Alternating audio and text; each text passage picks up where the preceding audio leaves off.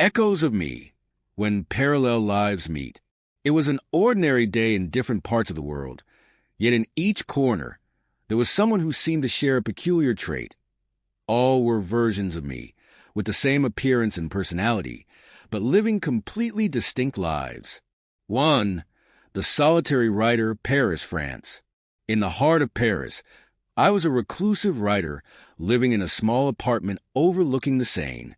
Among stacks of books and scribbled pages, I spent my days exploring the power of words. My greatest joy was creating worlds that never existed. While wrestling with the insecurity of publishing something of my own, I often wondered if there were other versions of me out there, living the life I dreamed of. 2. The street musician, New Orleans, USA. Across the ocean, in New Orleans, I was a street musician. With a worn-out hat and a battered guitar, I sang stories to the rhythm of the blues while tourists stopped to listen. My voice was hoarse but brimming with emotion. Despite the cold nights and financial uncertainty, there was an indescribable freedom in turning sidewalks into stages. 3. The obsessed scientist, Tokyo, Japan. In a laboratory in Japan, another version of me was a scientist. I spent sleepless nights fascinated by the behavior of subatomic particles. I was methodical and analytical, but deep down I harbored a desire to abandon it all and live a less calculated life. I felt that, somewhere in the world, there was a part of me that had already made that choice. 4. The mountain adventurer, Patagonia, Argentina. In Patagonia, I was a trail guide, wandering among snow-capped mountains and crystal-clear lakes. My skin was weathered by the sun, and my heart by freedom.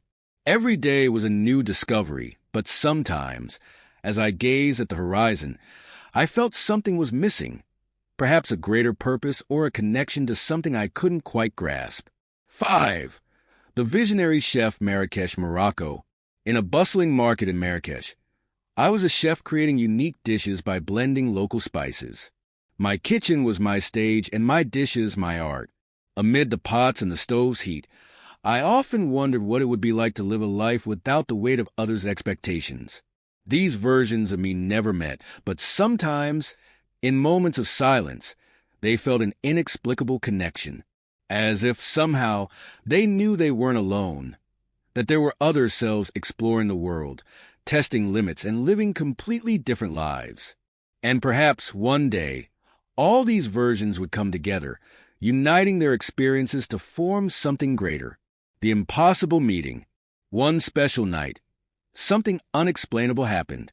A full moon shone brightly in the sky, like a beacon calling all these versions of me to an unknown place.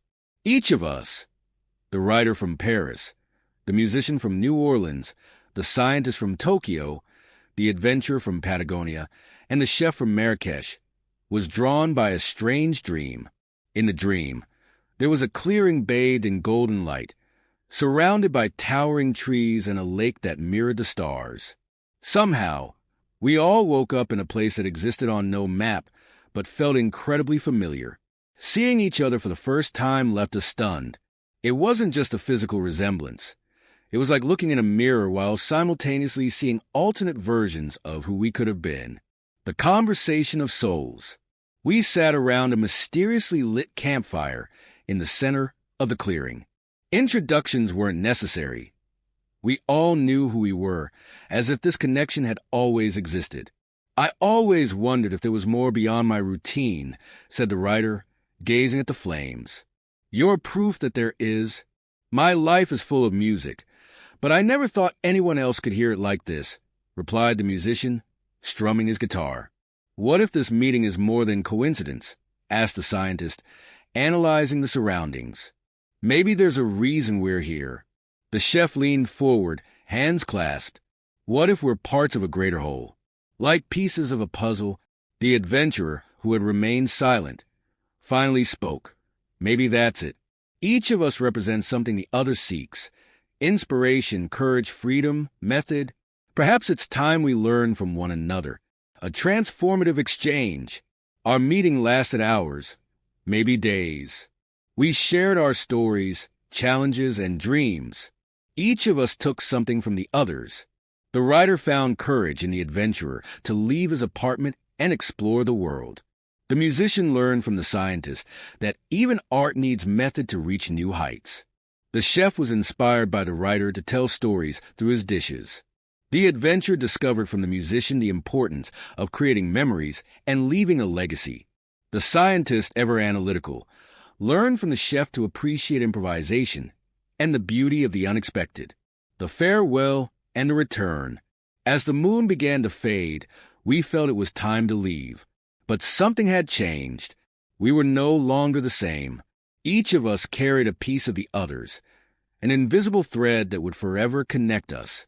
Upon awakening, we returned to our lives with newfound purpose. The writer began traveling and writing about the places he visited. The musician became known for composing soul-stirring songs. The scientist ventured into less exact fields like philosophy and ethics. The adventurer, for the first time, kept a journal to share his stories. And the chef created dishes that told the stories of all these worlds. Though separated by continents and distinct lives, we knew we were not alone, because deep down, we were all part of the same story, a story about what it means to be human with all the possibilities that entails.